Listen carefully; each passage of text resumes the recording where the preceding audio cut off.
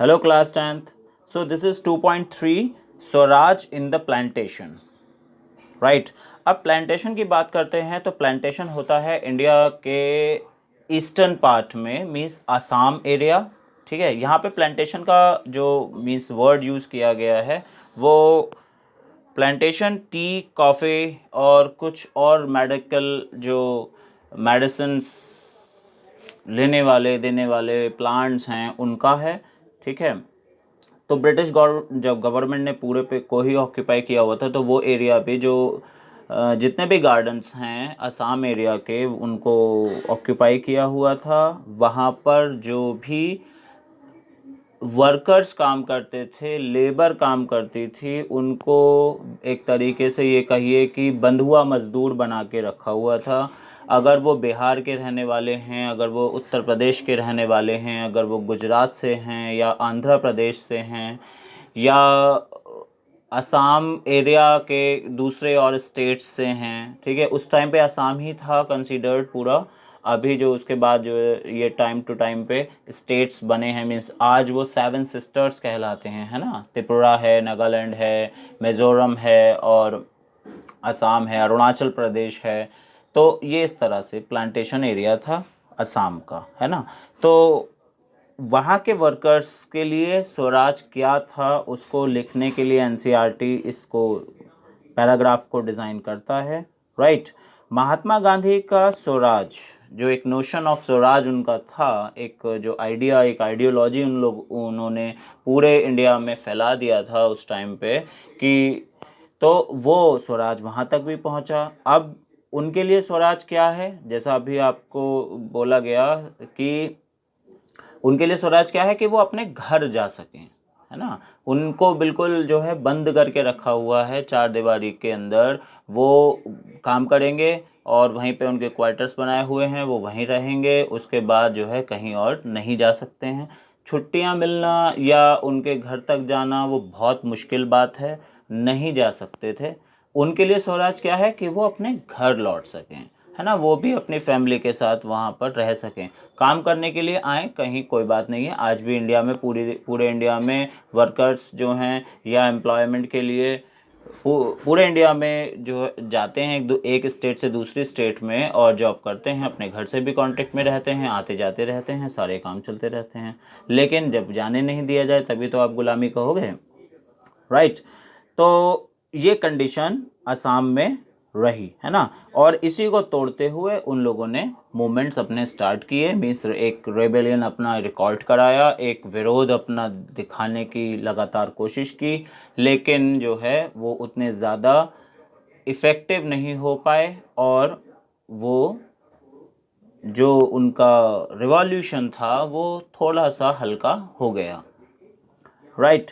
तो एनसीईआरटी लिखता है workers to had their own understanding of Mahatma Gandhi and notion of Swaraj.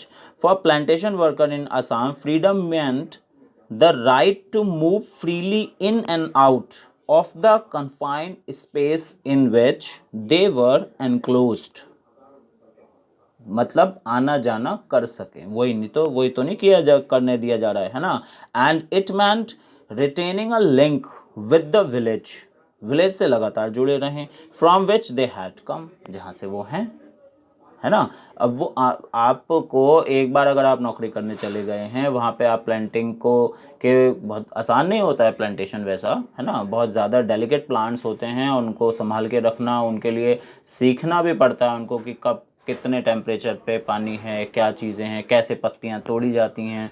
बहुत ज़्यादा आपने देखा होगा शायद कुछ लेडीज़ को वहाँ पे पीछे बैग टंगा होता है और एक एक लीफ को ऐसे हाथ से पकड़ के उसमें पत्ती डालती हैं वो कॉफ़ी की भी. और कॉफ़ी तो वो सीड होता है चाय के लिए जो होती हैं, है ना. और भी प्लांट्स होते हैं, बहुत मतलब कि डेडिकेशन से काम करना होता है. ठीक है. तो जब ट्रेंड है वो काम को जानते हैं, लेकिन जब एक बार फंस गए तो फंस गए वहाँ पे, फिर वहाँ से वापस आना मुश्किल हो जाता है.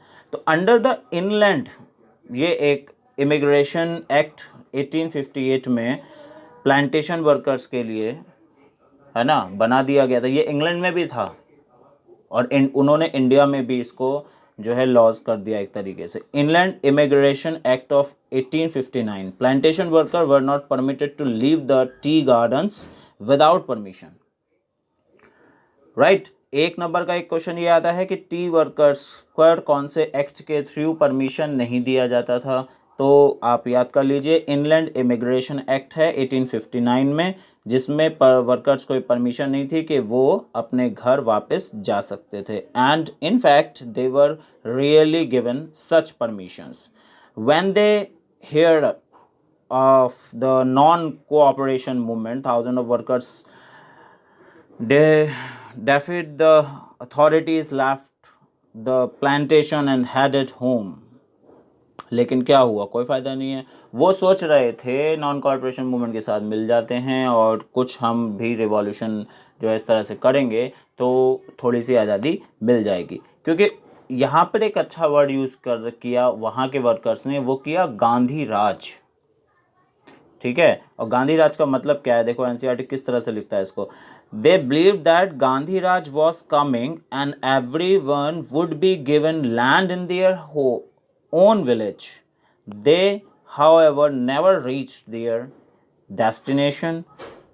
फिर भी नहीं पहुंचे हैं। क्या मतलब है गांधी राज का, कि गांव में ही ज़मीनें दी जाएंगी, है ना, गांव में ही ज़मीनें दी जाएंगी, आप वहीं पे खेती करेंगे, जिसको यहाँ काम करना है यहाँ काम कर सकता है, कॉन्ट्रैक्ट बना रहेगा। गांधी राज का मतलब स्वराज है कि अब गांधी जी सबके लिए रास्ते खोल देंगे, सभी अपने घर को जा पाएंगे। उनकी मेन टेंशन जो है वो है जो वो क्या है कि घर पे जाना है, फैमिली के साथ रहना है। राइट, क्वेश्चन भी यही बनाते हैं कि प्लांटेशन वर्कर की कंडीशन लिखते हुए बताइए कि उनके मेन जो प्रॉब्लम्स थे वो क्या थे, है ना।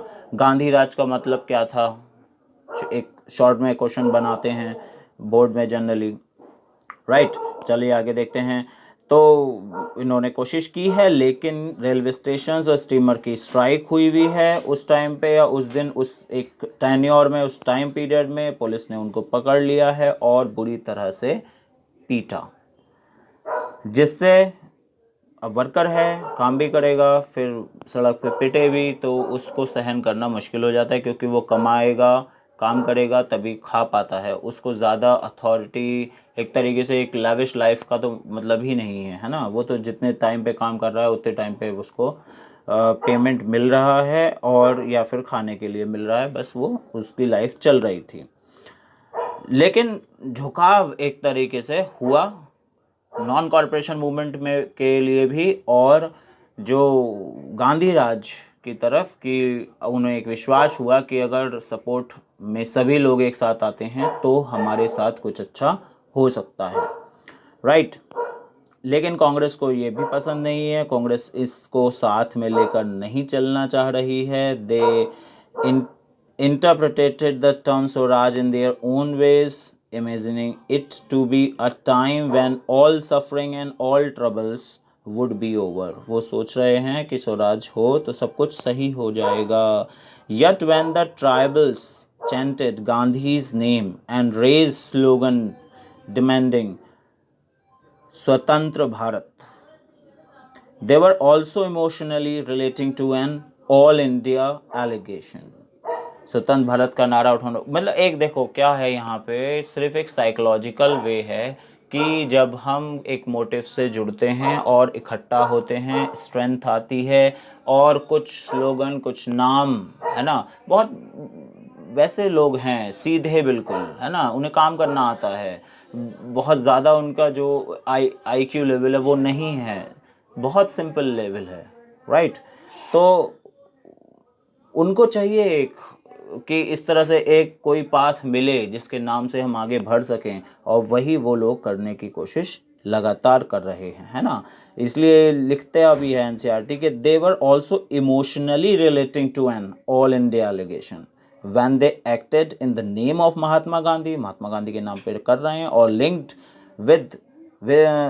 linked their movement to that of Congress, they were identifying with the movement which went beyond the limits of their immediate locality। मतलब अगर वो ये मूवमेंट लेके चलते हैं, एकदम से ताकत आ जाती है। आप कभी भीड़ में नारा लगा के देखिए, है ना, तो एक अजीब सी ताकत आ जाती है। वही इनकी ताकत बन गई है, वो एक आइडियोलॉजी जो इनको एक विश्वास दिला रही है कि हमारे लिए भी जो है कुछ अच्छा आगे होने वाला है। राइट, तो ये है प्लांटेशन का emotionally attachment with non corporation movement, with Gandhi ji, with the ideology of Congress, sometimes, पूरे टाइम नहीं कहूँगा मैं, है ना। और उससे भी एक बड़ा शब्द गांधी राज, कि गांधी राज आएगा तो सब कुछ अच्छा हो जाएगा और सब कुछ सबको मिलने लगेगा। राइट, यहाँ पर एक पिक्चर और शेयर करता है एनसीईआरटी, ये चौरा चौड़ी का है ना। चौरा चौड़ी गोरखपुर के पास में एक जगह है जहाँ पर डेमोस्ट्रेशन के लिए काफ़ी सारे लोग इकट्ठा हुए थे, लेकिन पुलिस ने फायरिंग किया और बहुत सारे लोगों को यहाँ पर मार दिया गया था। इसी को देखते हुए मिस्टर गांधी ने नॉन कॉरपोरेशन मूवमेंट को वापस लेने का फैसला ले लिया था, है ना, ये हटा लिया गया। 1922 की बात है। राइट, तो ये था प्लांटेशन, वर्कर्स की कंडीशन, उनका इमोशनली अटैचमेंट। ठीक है, देख रहे हैं कितने सारे जो हैं लोग वीर गति को प्राप्त हो गए हैं। पूरा बुनकरों का गांव था उस टाइम पे, मार दिया सबको। ओके गाइस, तो नेक्स्ट मिलते हैं नेक्स्ट पॉइंट के साथ। अभी आप इसको तैयार कीजिए, क्वेश्चन आपका तैयार हो जाता है प्लांटेशन के लिए। किस तरह से आप जो है इसमें से 2-3 क्वेश्चन बोर्ड्स में, बोर्ड एग्जामिनेशन में आपको जो है टकरा जाते हैं। और सबसे बड़ी बात यह है, ये जो नेशनलिज्म इन इंडिया है, ये सबसे महंगा चैप्टर बन जाता है एक तरीके से बोर्ड एग्जाम्स के लिए। महंगा इन द सेंस कि इसमें से जो मार्किंग है वो अच्छी होती है, अच्छे क्वेश्चंस, इसलिए लाइन टू लाइन आप पढ़ रहे हैं, कोई दिक्कत नहीं है। और कोई सा भी क्वेश्चन आएगा आपको उसका आंसर ज़रूर पता होगा, वो कैसे भी बनाएं क्वेश्चन को, आपको उसका आंसर पता होगा। Right, thank you very much.